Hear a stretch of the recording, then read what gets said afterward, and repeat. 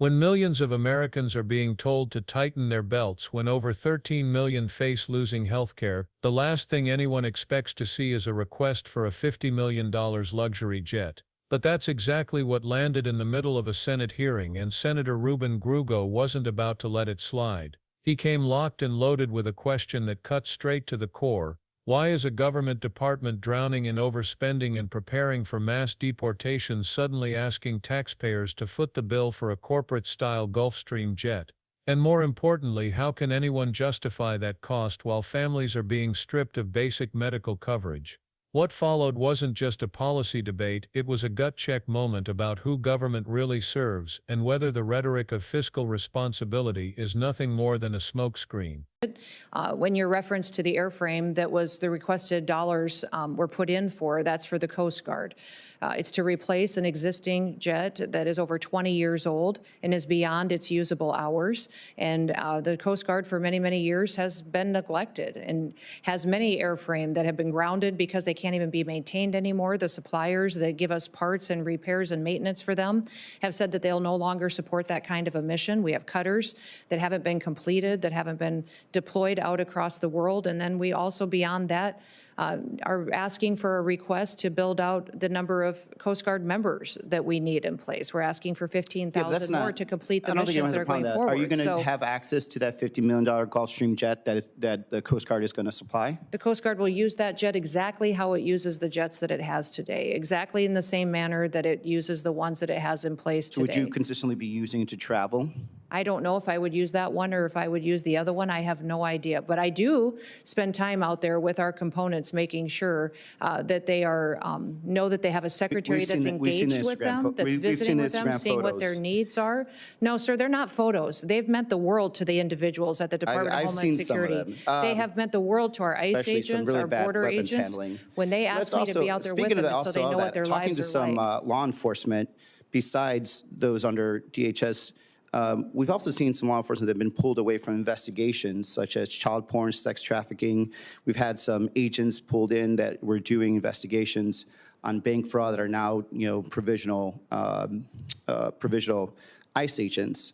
And I think creating and making them do this type of work is also making us more and more dangerous, since they're not actually doing this long-term investigation. On the other hand, I have talked to some border chiefs and sheriffs repeatedly, and they've been highlighting the danger associated with cartels targeting teenagers in border communities through social media apps and recruiting them to participate in smuggling operations. And one of the bills I introduced with several colleagues here, actually, is the Combating Cartels on Social Media Act, which will help DHS counter this threat. Arizona communities cannot wait for the legislative process to play out on this. What is DHS doing to solve this problem and help keep American children and communities safe from cartel criminal activity and recruitment too?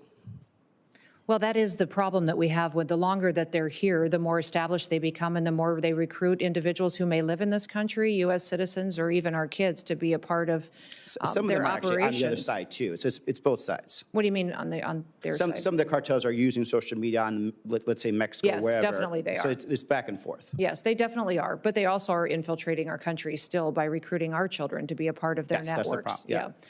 So we're working with not just the experts that we have within CBP and ICE, but also using our other components to address some of the sophistication that we've seen in these apps, as far as CISA and partnerships that they may have with private industry that can give us insight in what we can do to deploy our own counter-terrorist activities and applications to those systems, what we can do to make sure that we're stopping their ability to communicate with our children and bringing awareness. The Department of Homeland Security has programs in different areas, such as the Know to Protect and the other programs you may be familiar with. Have you been able to work directly with the social media companies, though, not just through the legislative process? We have had conversations with the social media companies. And because by the time we get around to do it, we're losing more and more people. So like having a very direct conversation and a concentrated effort to actually have outcomes is going to be quicker, because they have the option to do it. We don't have to come in and do it.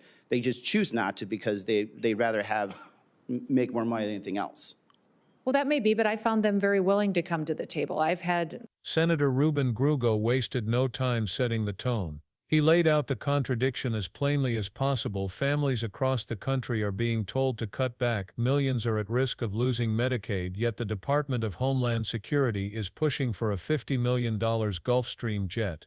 Gallego pressed Secretary Kristi Noem with a question that was as direct as it was damning. How can a department already overspending, already scrambling to cover the costs of mass deportations, justify demanding a luxury aircraft while Americans are stripped of health care? He didn't stop there. Gallego reminded the room that this wasn't just about one purchase, it was about priorities. Working-class Americans were being told to sacrifice while government insiders lived comfortably at the public's expense. The contrast was brutal: tax breaks and perks for the wealthy, healthcare cuts and belt-tightening for everyone else. And in that moment, Gallego forced the issue into the open where it couldn't be ignored. Kristi Noem tried to push back, but her explanation only raised more eyebrows. She framed the $50 million request as a matter of necessity, insisting the jet was for the Coast Guard to replace an aircraft that was more than 2 decades old and no longer serviceable. On paper it sounded like a technical fix, an old piece of equipment swapped for a new one. But Gallego wasn't buying it, and neither were many watching. The problem wasn't just the purchase, it was the timing. At a moment when DHS was already overspending, when budget shortfalls were looming and deportation operations were draining resources, a Gulfstream jet didn't look like maintenance, it looked like luxury.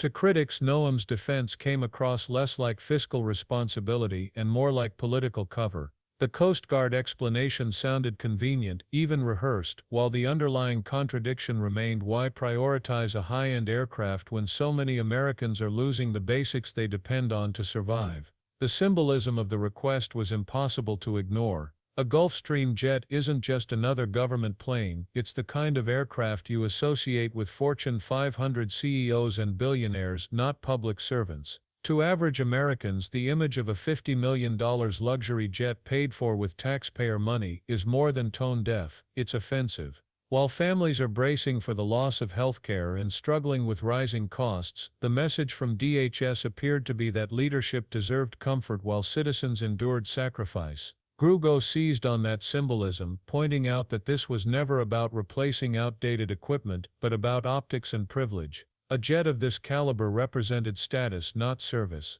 And by defending it, Noem inadvertently highlighted the widening gap between the rhetoric of fiscal discipline and the reality of government spending. Instead of tightening belts, leaders were loosening theirs, and they expected the public to quietly foot the bill. When Gallego pressed her with the obvious follow-up, the room got tense. Will you personally be using this aircraft for travel? It was a simple question, but Noem's response was anything but simple. She hesitated, sidestepped, and admitted she didn't know whether she'd be using that specific jet or another one. The answer felt vague, almost evasive, and it left the impression that the door was wide open for personal use. For viewers, that moment spoke louder than any budget report ever could. If this jet was truly just about replacing worn-out Coast Guard equipment, why couldn't she confidently rule out using it herself? Instead, the uncertainty fed into the suspicion that the purchase wasn't about necessity at all, but about access to the kind of luxury most Americans will never experience.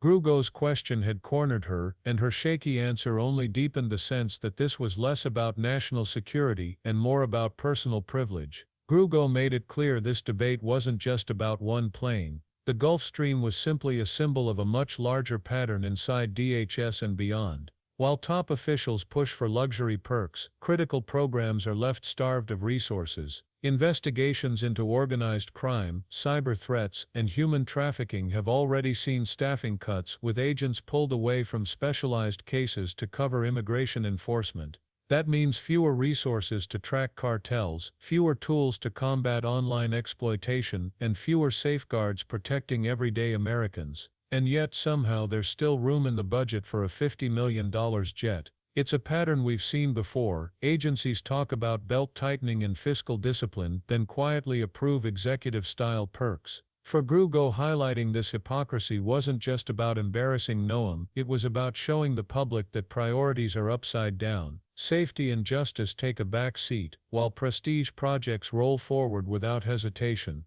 The question practically asks itself, who is this system really designed to serve? What made the jet request even harder to swallow was what DHS admitted in the same breath. Cartels are no longer just smuggling drugs or people across the border, they're recruiting American kids through social media apps. Teenagers are being targeted, manipulated, and lured into smuggling operations with promises of quick cash. It's a chilling threat that demands serious resources, stronger digital enforcement, better monitoring tools, and more child protection units. Yet instead of pouring funding into stopping this growing danger, DHS leadership is fighting for luxury air travel. Gallego zeroed in on that contradiction. Families are being told there isn't enough money for healthcare or safety programs, but there's room for perks. The message couldn't be clearer. Protecting children from cartel exploitation takes a back seat to executive convenience. And for viewers, that disconnect hit hard. Because while officials debate their travel accommodations, communities on both sides of the border are left dealing with the very real consequences of underfunded protection.